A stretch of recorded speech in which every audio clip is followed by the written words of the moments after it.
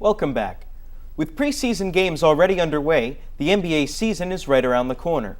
For Brooklyn Nets fans, it was an offseason filled with change and hope for a brighter future. After trading for All-Star guard Joe Johnson, the team was able to re-sign point guard Deron Williams to form one of the NBA's most formidable backcourts. The Nets also solidified their bench, and there was even a period of time where a trade for then Orlando Magic center Dwight Howard seemed imminent. But of course those talks fell through, and Howard was eventually shipped off to the Los Angeles Lakers. The other New York team, the Knicks, had a relatively quiet offseason filled with minor moves. The biggest headline for the team was that they lost Jeremy Lin to the Houston Rockets, who they'll try to replace with a combination of Raymond Felton and Jason Kidd.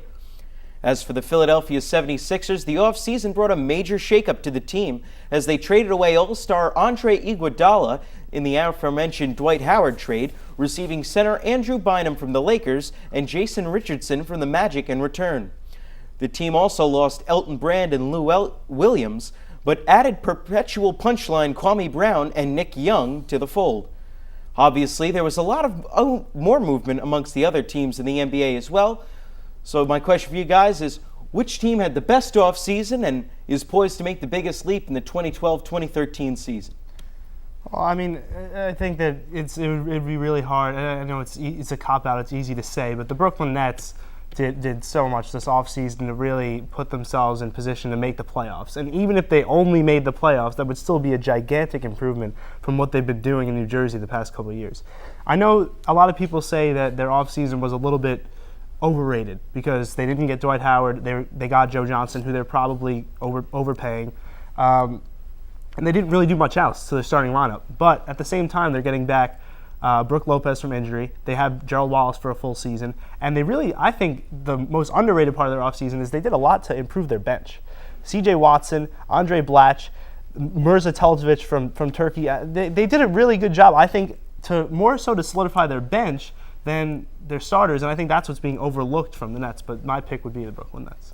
As for me, again, it may be considered a cop-out, but you got to love what the Lakers did this year. I mean, in the offseason, picking up basically the perfect point guard to play in that system with Steve Nash dishing the ball off to Kobe Bryant and Dwight Howard whenever he wants to is going to be a tough matchup for any team, but also, like I said, adding Dwight Howard, arguably the best big man in all of basketball, to pair up with Steve Nash and Kobe Bryant, and retaining Metta World Peace and Pau Gasol. It's arguably the best starting five in the NBA. Yeah, I mean, I'm going to agree with Joe here. I'm going to say the Nets probably had the best offseason, pretty much for the exact same reasons he did, but also they were able to hang on to Marshawn Brooks, which was huge because he was one of the big pieces that would have gone to Orlando in the Dwight Howard trade, and he's a very promising guy. He had a great rookie season, and he could be a very good player going into the future. So being able to hold on to him was big. And also, like you said, they're getting Brook Lopez back from injury. Lopez, of course, can put up points. He doesn't maybe necessarily grab as many rebounds as you'd like to see out of a 7-footer, but that's what you got Chris Humphries there for. And when you look at their 1 through 5, it's a very solid starting lineup. And like you said, they really solidified the bench, and they elevated themselves from, an 8 or 9 team, maybe, at best case scenario, up to a solid 4 or 5 team coming out of the Eastern Conference this year. I think some of the sleepers that come out of this offseason could be teams like Philadelphia, teams like Denver. I really like what Denver did. They lost Afflalo and they lost Harrington in that deal, but they got back Andre Iguodala. Offense was not the problem for Denver last year. They were one of the highest scoring teams in the NBA.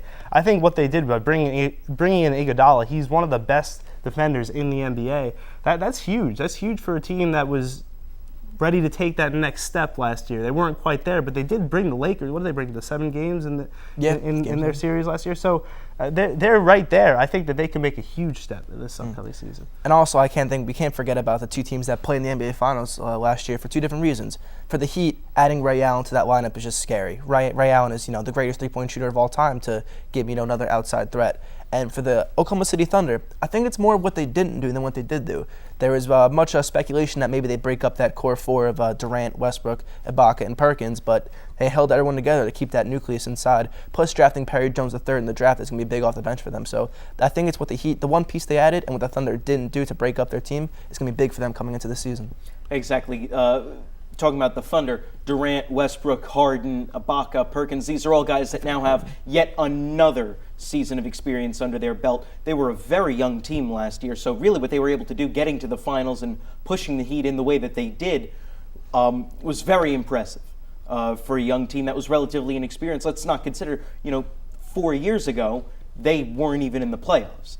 They barely made the playoffs 3 years ago, and to make the giant leaps that franchise has made and do it in the way that they have has been huge. And just keeping the team together and continuing to build a nucleus of young players is going to make that team a very scary team to play for years to come down the line. But let's not forget what everything ends up all coming down to in the NBA is, can you beat the Miami Heat? Mm-hmm.